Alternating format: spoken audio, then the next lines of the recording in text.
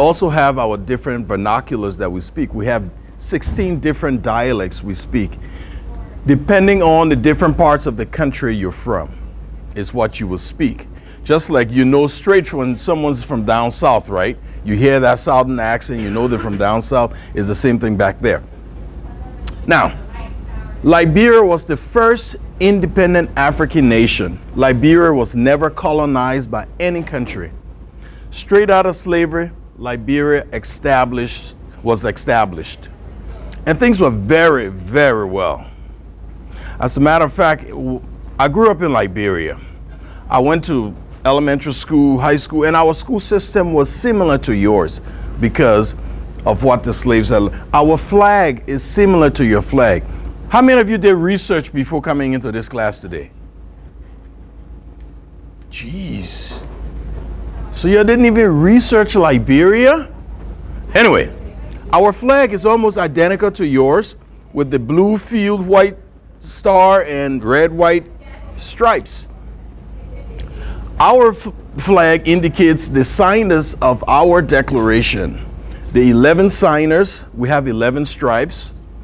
And the blue field is the dark Africa, and Liberia, the star, indicates light into darkness. We took independence to Africa. Liberia was very stable. Liberia had the president of Liberia, William Talbot, his father was born in North Carolina. And he was born in Liberia.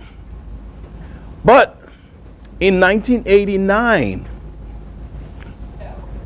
William Talbot was murdered in his bedroom by the military. We had our first military coup d'etat. The military took over the government. When the military took over the government, things got really terrible. We were no longer used to flicking on the lights and lights come on. We were no longer used to turning the faucet and water comes out. We were no longer used to anything. Everything came to a standstill. A lot of people decided to flee Liberia. But with the military and the government forces fighting,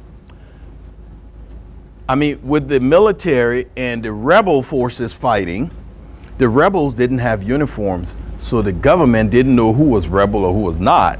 And so everybody was a target. And another thing you don't know about Liberia, how many of you drive and have driven on the Firestone, Bridgestone, or BF Goodrich tires? The material is from Liberia. Liberia has the world's largest rubber plantation. All that material comes from Liberia. So anyway, a lot of people decided to flee because of what was going on. And my family worked for the Firestone company. My mom was superintendent of schools. My dad was a civil engineer. They worked for Firestone. But we decided we had to flee because where Firestone was where the rebels had occupied. And the only way out of the country was through the government area at the ports. Other West African countries had noticed how dangerous Liberia had become. They decided to send in a peacekeeping force. Now, within the first 3 months of that war, 3 months of the war, think about this. Liberia lost 250,000 people in that war. First 3 months. Think about the whole of Billings and Helena and Missoula dying in the first 3 months. That's how dangerous it was. So finally we decided the safest area was around the American embassy. So my family and I decided that we were going to go to the American embassy and stay there, but we didn't have anywhere to stay. So this lady recognized us and said, hey, I got a room, if you can fit in. Imagine having a whole family fit in one room without bed, without furniture, without anything. But we were so grateful to be out of the open, where stray bullets could hit you. So West African countries decided that they were going to take They were going to send in peacekeepers to bring calm to Liberia, and then we can re-establish a government. And they said any Liberians who wanted to go on board the ship, when they brought the peacekeepers, Liberians could line up and go on board that ship, and they would be taken to whichever country the ship was going to. And so my wife and I decided, yes, we will leave and go on board that ship. That Thursday, my mom, my brothers, my sisters, my wife, we all sat down and prayed and prayed and prayed for the right decision. The Friday morning, my mom decided, you know, after we dispersed, I prayed again. The Lord is not leading me. I'm not going. And I almost freaked out on her. I said, you are going because the Lord did lead you. The Lord sent a ship. What other sign are you looking for? She was determined. No, I'm not going. And I thank God every day that she's a stubborn woman, because then we realized why she didn't go. When we got to the port, the line to get on board the port was more than a mile long, and we were at the back of the line. We stayed on line Friday, we stayed on line Saturday, and finally Sunday at 9:47 p.m., my wife and I were chosen to get on board the ship. When we got on board the ship, there was only standing room, and it was not a cabin ship where you were on a cruise, all right? It was a cargo ship, so it was only standing room. And where was the ship going? We didn't know. The only thing we prayed for when we got on board the ship, that the ship was going to an English-speaking country. Because if it had gone to the Ivory Coast, they spoke French. Guinea, French. If it goes to Ghana, we're happy. If it goes to Nigeria, we're happy because they speak English there. 3 days we stood up, and 3 days it rained on us. The reason I say I thank God for my mom who decided to be stubborn, when we got on board the ship, there's no food, no water, no bathrooms. Every morning we heard people crying because a family member had passed away because they didn't have the medication and they had to dump them overboard. And my mom was not well. My mom would have passed. So I thank God for her stubbornness. It took us 3 days to make our first landing, and we landed in Ghana. In Liberia, I used to teach at an international school, and they have branches in every African country. In fact, they have a branch here in the US. When we got to Ghana, just before we left Liberia, my mom handed my wife and I $5. We used the same money as you, as a matter of fact. We used the US dollars. That's what we use in Liberia. So my mom handed my wife and I $5 and said, go in peace, God be with you. When we landed in Ghana, we had the $5. And I told my wife, I have to go and check on this organization that I work for. So why don't you stay put and let me look around? She, my brother-in-law, my sister, they stayed at the port. And I went outside the port and stopped a cab. And I asked the driver, I said, do you know the SOS Children's Village? And he said, yes. My mistake was, I said, would $5 be enough to take me? He said, yes. Later on, I realized it was only 50 cents. But he took the whole $5. And so we were left with absolutely nothing at this point. When I got to the village, I met with the director and I introduced myself, and he said, do you have an identification card? I said, no, sir. How I fled Liberia is how you see me. I have nothing. He said, well, I can't just accept anybody. I said, I respect that. And he said, but if you wait, some of the kids from Liberia came on the first ship. If they can identify you, we'll help you. I said, please send for them. I was the teacher. I used to teach at the school. So he sent for the kids. And in most West African countries, when kids see an adult they know in distress, they go on their knees and they apologize. When they knew me, I was 167, 170 pounds. That day when they saw me, I was 90 pounds. 90. I was dying of starvation. My wife was 87. So when the kids recognized us and started crying, saying, "Oh, Mr. Collins, oh, Mr. Collins," he said, "Okay, I'll help you. I'll take the van and go to the port and get your family in." So he took the van, we went to the port, I gathered my family, put them on the van, and we went to the village. They had this huge feast for us. Man, when we saw the amount of food, we had not eaten anything in months. I remember my last real meal, my wife and I were walking and we saw a tube of toothpaste, Pepsodent toothpaste. And that's what we have for a meal. Grab that, we found it, pick it up, oh, sucked it, pass it to her, she sucked hers, pass it back. And that's what we eat. So when we saw all that food, the very next day I was hospitalized.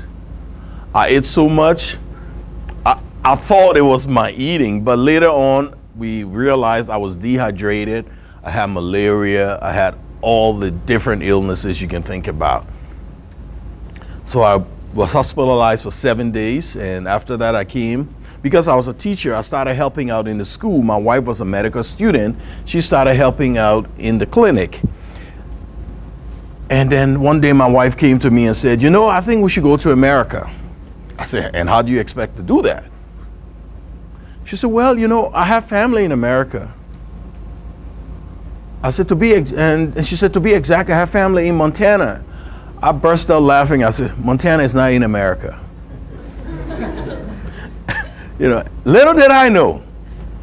And she said, "Yes, my wife was an exchange student. My wife was an African exchange student who went to Helena High. And she lived with Bruce and Joyce Knoxheim. Bruce was the assistant principal here and at Helena High. And she lived with them for that year, and she graduated and went back, and we met at the University of Liberia. And the rest was history, or is history. But then she said, you know, and my family will be willing, I'm sure, if I call them up. So we galvanized some pocket change and made our first call. And they were more than willing to help us, but they had no idea what the process was. So finally, Helena College awarded a scholarship, full scholarship to my wife to do nursing since she was a medical student. And she was able to come here. But 2 weeks before she came, she started feeling really sick. Took her to the hospital. The doctor comes out and said, "Congratulations, Mr. Collins, you'll soon be a proud father." I'm like, whoa, my wife is going to school. She can't be pregnant. He said, "Yes, she is." And we talked about it, and she said, "I'll go, I'll make it." She came to Carroll. She graduated with high honors, with the baby, without me.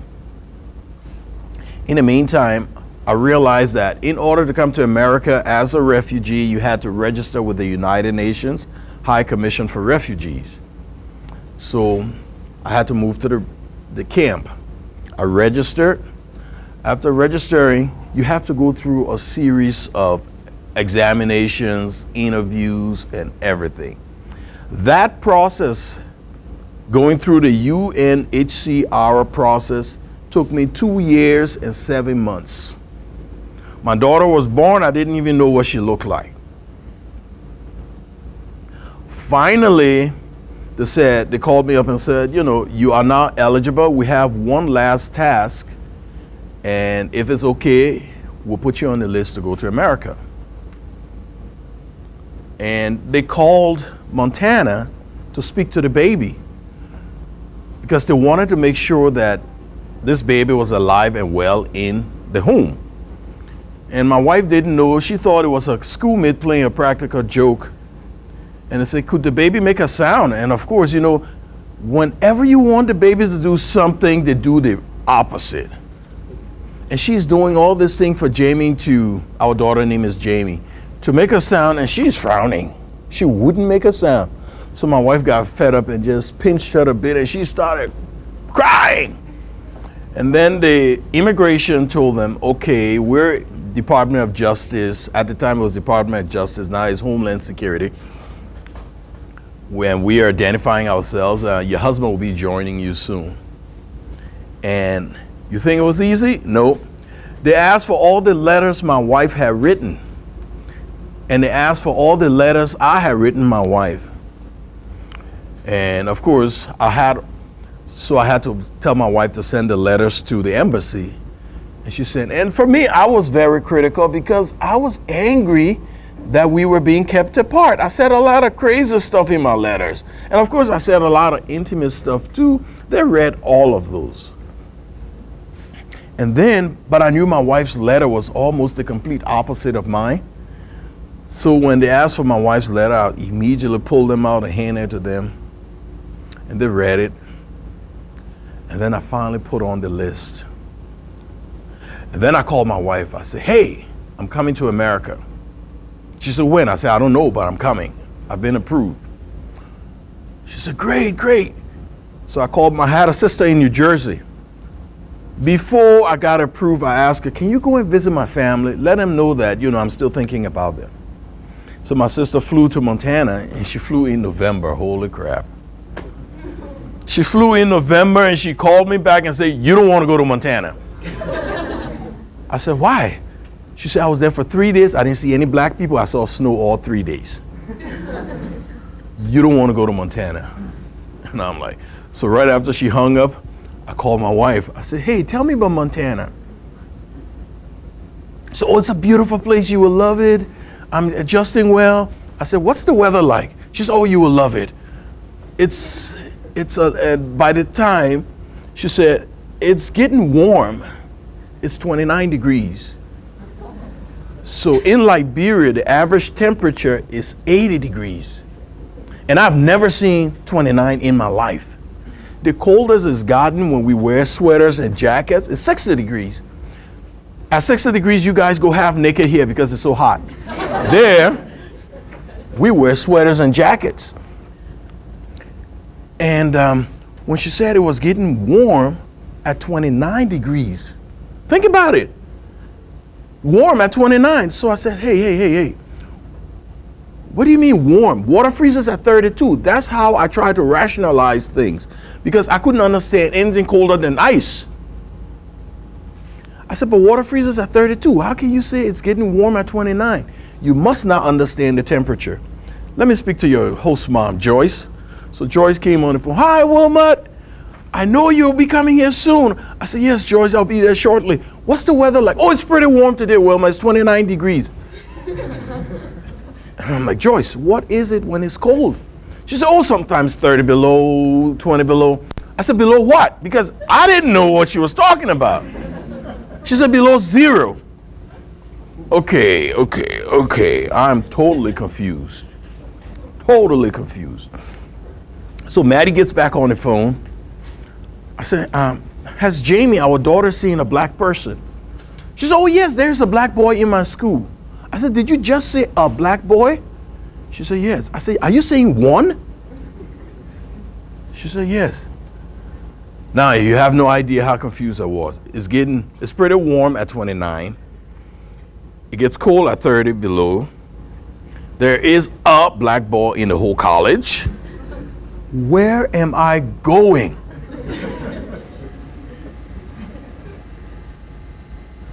So finally, I had to attend the cultural orientation class. When you get approved, the final step is for you to attend the cultural orientation class. They tell you about America. Not once did they tell me about Montana. Not once did they tell me where I was going to be almost deadly, as far as I'm concerned. So the day arrived, and I arrived at JFK Airport, and my sister met me with a whole bag of clothes. Because in Liberia, when I left, it was I mean, in the Ivory Coast. I finally fled to the Ivory Coast. Yeah, let me backtrack. After I got approved, I was in the Ivory Coast. And I was homeless in the Ivory Coast. The Ivory Coast, they speak French. And I was homeless in a French-speaking country. Think about it. This day I'm walking, and this guy recognized me and took me in. And this guy and myself went to the same high school. His name is Lionel. His nickname is Bliss. I named my son after him. If some of you know my son, Bliss Collins, he went to this school. He graduated from this school 4 years ago. So anyway, he took me in, and his dad was like an ambassador to the Ivory Coast from Liberia. So I got to live in their home before I came to America. But on that day, when I arrived at JFK Airport, my sister met me at the airport and brought me a whole bag of clothes.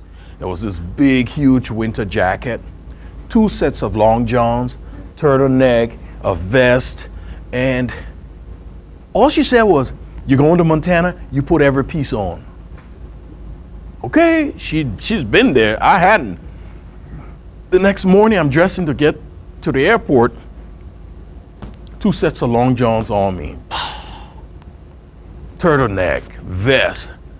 And what she didn't tell me, hey, you'll be in the airport, you'll be in the airplane, and it's gonna be a little warm. So when we got on the plane, leaving from JFK to Salt Lake City, I'm the only person on the plane sweating. I had 2 sets of long johns on, a turtleneck, a vest, and a jacket. I was like the Michelin Man. You know the Michelin Man? So this guy sitting next to me, I took off the big jacket. Then I took off the vest, and then he said, "How many layers are you wearing?" I said, "You don't want to know, man."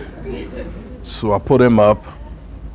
And then when we landed in Salt Lake, I ran to the bathroom, took off all that crap she told me to put on. And then we got on this little plane to come to Montana. And then as we're descending, the pilot gets on the intercom and says, "Welcome to sunny Helena. It's 33 degrees, sunny and warm." And I'm like almost freaking out, looking for the bathroom to put back on my long johns. But we're descending and we can't get up. And what amazed me when we landed, I actually saw airport workers in shorts. At 33 degrees, I saw them in shorts. And I'm like freaking out, where is this? People wearing shorts at 33 degrees. When I got to the terminal, wow, it was like they were meeting a dignitary. But it was only a refugee coming to Montana. And there was Carroll College there, all the president, the vice president, there were friends from the community, they were all there to meet me. It was such, and I was so afraid I didn't want to run to my daughter for fear I would startle her. She didn't know me, but she ran to me, and oh, that was so touching. I just started screaming. Do you have questions for me? Sir? How old were you when, like, 31. From Liberia? Well, when I fled, I was 28.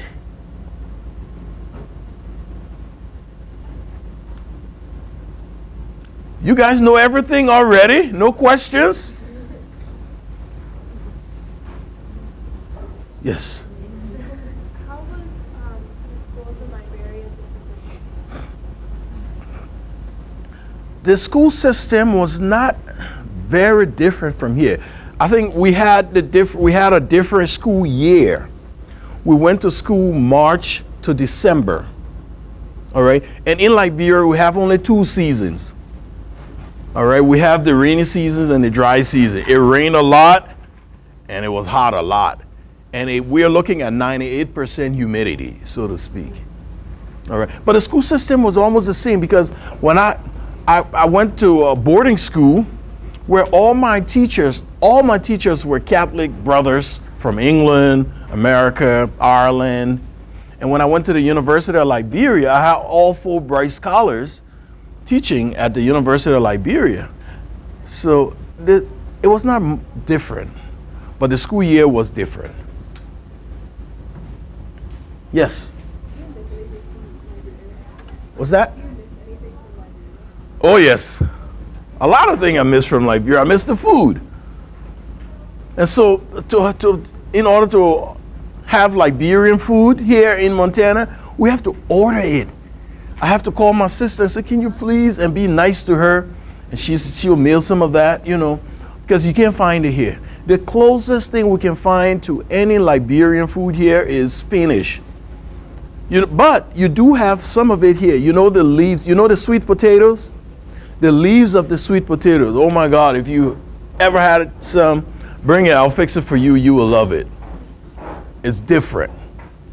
But I never see the leaves of the sweet potatoes. So what we do, we substitute it with spinach. It's the same, but not the same. And I also miss some of my friends. And I miss my siblings. Yes?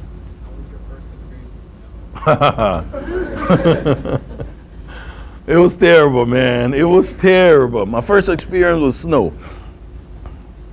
First of all, we get here, right? And I had to go put on all those layers again. And driving is like totally chaotic because I thought, hey, you can drive anywhere. No, it's not the same.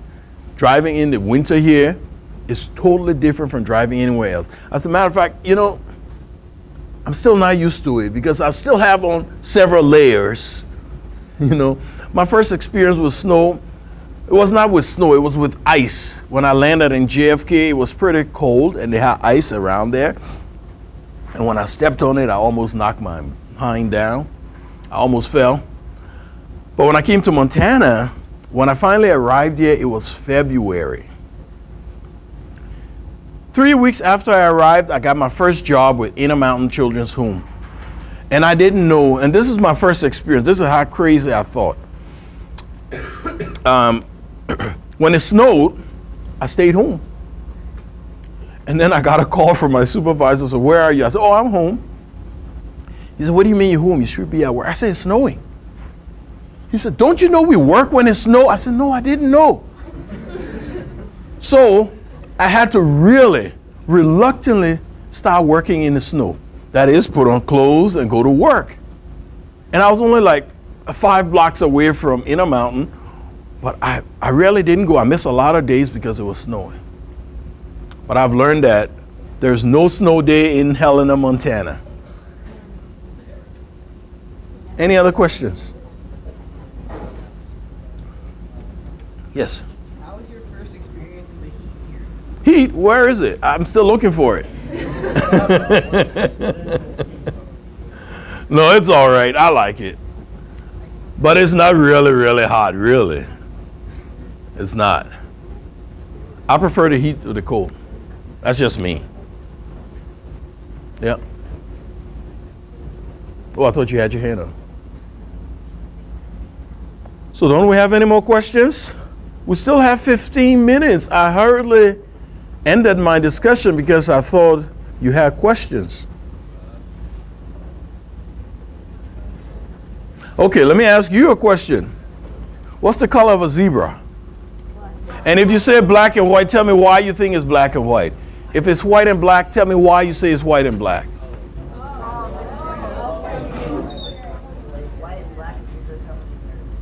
I didn't hear you. White and black is usually covered in mud. Zebras like to go. It's white and black. It's covered in mud. Oh! No, I don't think that's the answer. Any other person?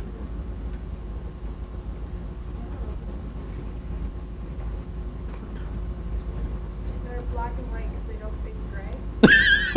That's a good rhyming. The black and white, they don't think right.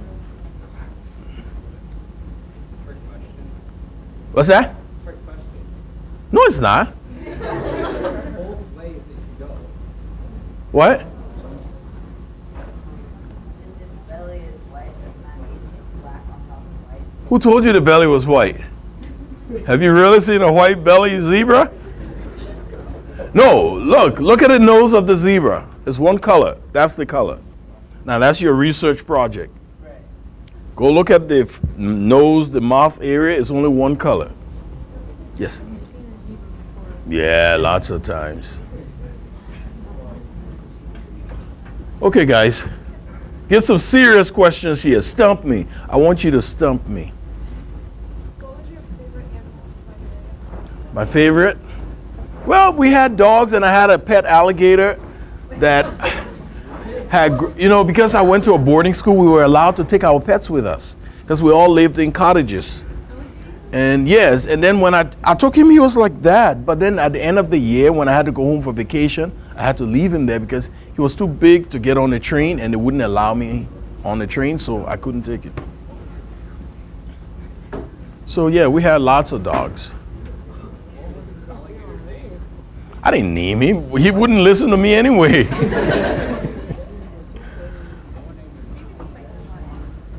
You have any other questions, guys? Okay. What do you think of like the food here? It's all right. It just needs a little more pepper and spice. That's all. And I always travel with a little container of my pepper in it when we go into restaurants, you know. So have you gone skiing and snowmobiling and stuff like that? You know, yes to all of the above, but it was only superficial. Because I went to Great Divide, I got on the skis, and I took pictures and got off the skis and sent the pictures back home. So, no, but I've been on the bunny hill where they roll up, you know. Only the bunny hill I've been on, nothing else. Been to the Yellowstone Park? Yes, yes, lots of times. Beautiful. What's your favorite thing in Montana? Favorite what? Thing. Thing? You guys. No, I love this place, Montana. Why do you think I've never left? And all the other states around with the military, I've been all over the place, but I've always called Montana home. What's your current job? I am child protection specialist. I work with the Department of Health and Human Services, and I'm also in the Navy Reserves, and I'm an adjunct at the Helena College, adjunct instructor. Yes? So what is your favorite food here? Okay. I will tell you my favorite restaurant. How about that?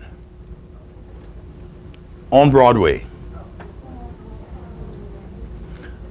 They got some good food there. I've never had anything bad on Broadway.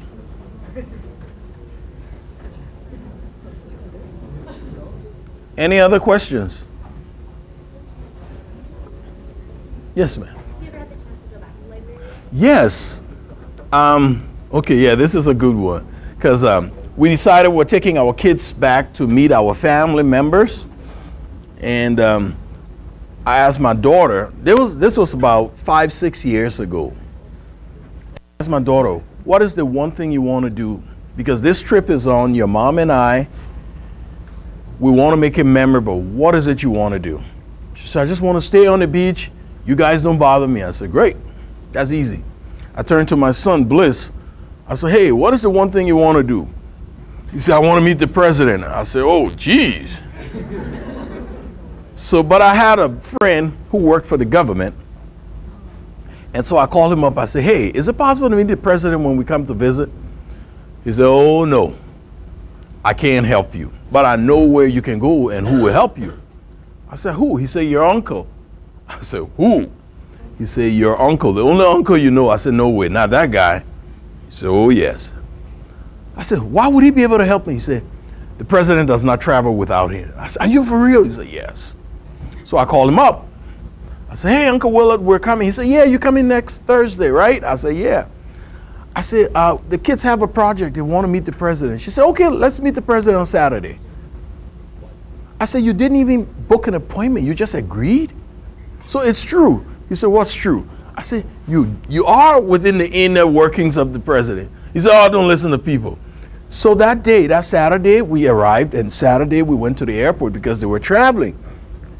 And we waited and waited, and then his phone rang, And the president said, bring them to my home. And we went to her home. We have Africa's first female president. Liberia has, the whole of Africa, we were the first to have a female president, Ellen Johnson Sirleaf. And so we got there and she welcomed us in. We stayed with her for 47 minutes. The kids asked her all the questions. We took pictures. And so for the next 2 hours, I was the world's greatest dad. After that, it went back, you know, so. Yeah, so we went back. They had fun. They saw all the places we grew up. I took them to the home I lived in and grew up in. And yeah. And I intend to go back sometime within the next year and a half because I'm writing my dissertation on child soldiers. Yes. So has your family come to Montana? My sister been back. In fact, she was here. And my sister daughter graduated from here, Capitol High, Jamel, 3 years ago. She's at MSU Bozeman. So yeah, she comes in, she goes now. And so they all like it here too. And my mom lived here for many years when I moved here. And she's in Minnesota now. So she's getting adjusted to the cold because from Montana to Minnesota, there's no difference there, right? Any other? So is the political environment in Liberia stable? It's much more stable than we left. Ellen has kept the country moving forward. And the good thing is October 10th is election day for Liberia. And she's stepping down after 2 terms. Our presidential term in Liberia is 6 years per term. And she was 2 term and she's stepping down. And so they're having election for another president. And that day is October 10th. And It will be fair and you know, because we always have monitors there. We have the UN monitors. We have President Carter monitoring team, election monitoring team there. So yes, they've been, the last 3-4 elections have been pretty fair, free and fair.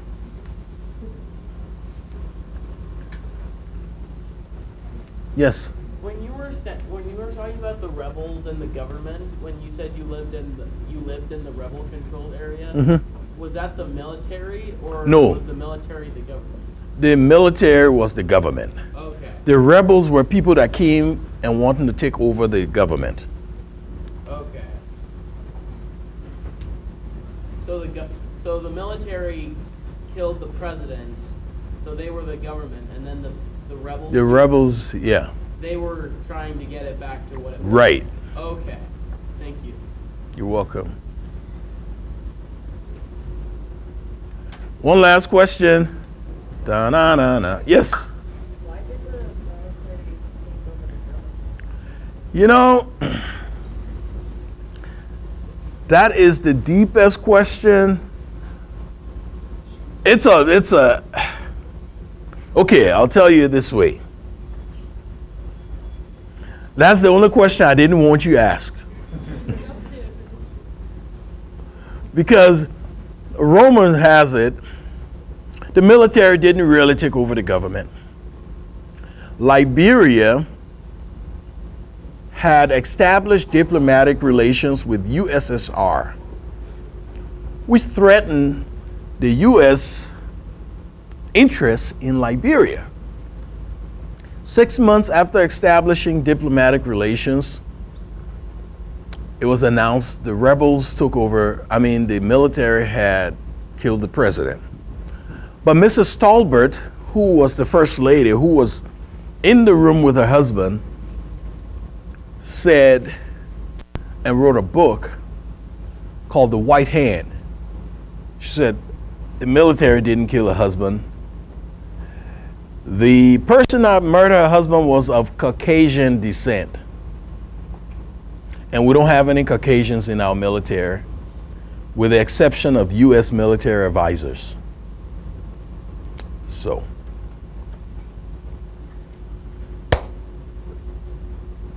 I don't know if I answer it right, but I'm giving it as much as I know it.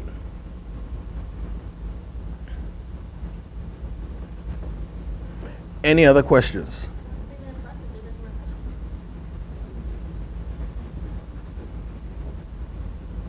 Well, thanks for having. Oh, one last one.